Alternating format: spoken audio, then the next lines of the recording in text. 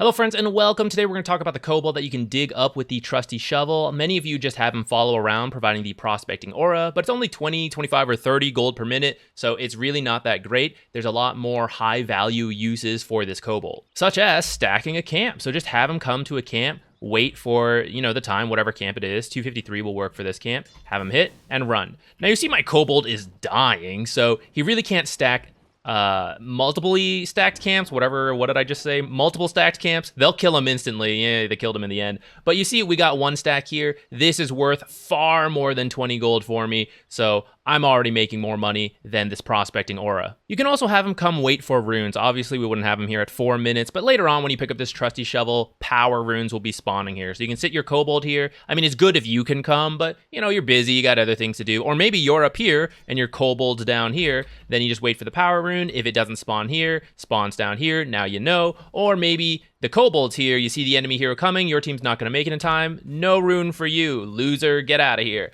right? Because he only has 13 damage, he's not really, the best for fighting, even with that 3 damage buff, but he can deny things, so you can then, come up here, I was too scared to come check their bounty runes, look like there's 2, denied, right? Now, maybe you scout it and you're like, oh, I want that, so you go to take it, I mean, that's totally fine as well, but if you are worried about going over there, or the enemy heroes are nearby, just deny the runes from it right in front of them.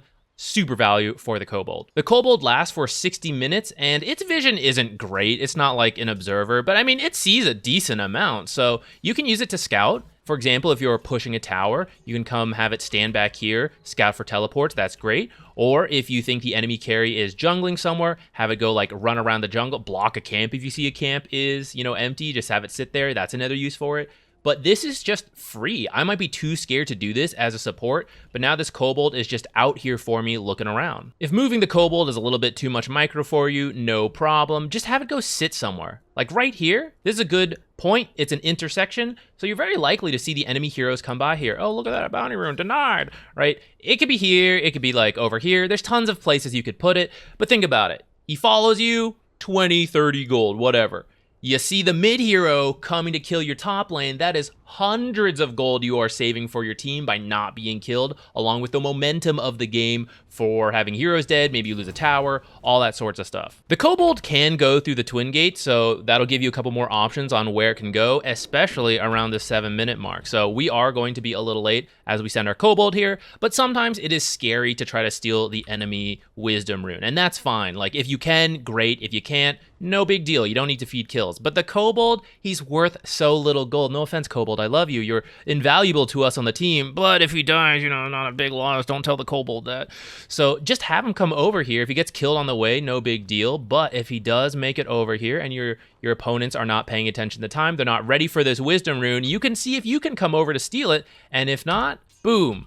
No wisdom rune for you, we can go get ours, and that's a big advantage for your team. Even as you pick up more neutrals, many people like to keep the trusty shovel in the backpack, dig things up occasionally. So if you get a mid to late game kobold, a great use for it is to come sit in the Roche pit. Especially if you didn't maybe get the Roche timer, oops, I kind of forgot, right? I know I was supposed to. You don't know when it's going to spawn, that's fine. Come sit the kobold in here. You can't put observers in here, but the kobold is free to sit around. He lasts a minute, so there is a decent chance he will see the Roshan spawn, maybe not guaranteed, but it's pretty helpful, and you might see the enemy come in trying to kill Roshan. Just make sure you don't sit him where Roshan spawns, because he'll just be killed instantly and you may not notice. So have him sit at the edge of the pit, and that way he'll survive the full 60 seconds, and you have the best chance of seeing Roshan spawn and not just did he die or did Roche kill him? I don't remember. I was kind of joking about it earlier, but unironically, you can use it to help push out a lane a little bit, especially if the lane is even. Once you reach this point, the kobold's not doing anything, and you'll see it dies right away. But in an even lane, you can have it